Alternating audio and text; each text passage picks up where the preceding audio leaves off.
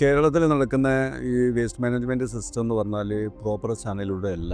കാരണം ഇവിടെ ഇപ്പോൾ ഇതിൻ്റെ ഒരു 5 ഗ്രേഡിംഗ് സംവിധാനങ്ങളാണ് ഈ ശേഖരണത്തിൽ വന്നിട്ടുള്ളത്. ഒന്ന്, ലൈൻ ഫീഡേഴ്സ്, ഇത് ശേഖരിക്കപ്പെടുന്ന MRF കേന്ദ്രങ്ങൾ, അവരിൽ നിന്ന് ഇത് ശേഖരിക്കപ്പെടുന്ന ഒരു ഹോൾസെയിൽ ഡീലേഴ്സ്, അവരിൽ നിന്നാണ് ഇത് പ്രോസസ്സിംഗ് കമ്പനികളിലേക്ക് എത്തപ്പെടുന്നത്.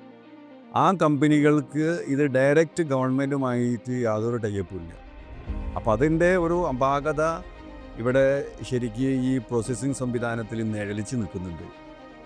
അതിൻ്റെ ഒരു 3 ടൈം ഈ ഒരു 3 ഗഡുകൾ മാറ്റങ്ങൾ അവരാണ് ഈ ഒരു മേഖലയിൽ തന്നെ ഒരു നാശങ്ങൾക്ക് വഴിയൊരുക്കുന്നതെന്നാണ് പറയുന്നത്. കാരണം ഇപ്പോൾ ഗവൺമെൻറ് ഇതിന് എന്തെങ്കിലും കാട്ടിക്കൂട്ടെ എന്ന് വിചാരിച്ചിട്ട് ഹരിതകർമ്മസേന അല്ലെ ശേഖരിക്കപ്പെടുന്ന, ഇപ്പോൾ വീടുകളിൽ നിന്ന് ശേഖരിക്കപ്പെടുന്ന സാധനങ്ങൾ ഇത് യഥാർത്ഥത്തിൽ ഇതിൻ്റെ യഥാസ്ഥലത്ത് എത്തുന്നുണ്ടോ എന്നുള്ളത് ഇവിടുത്തെ മേധാവികൾ പരിശോധന നടത്തേണ്ടത് നമ്മുടെ സമൂഹത്തിന് ആവശ്യമാണ്.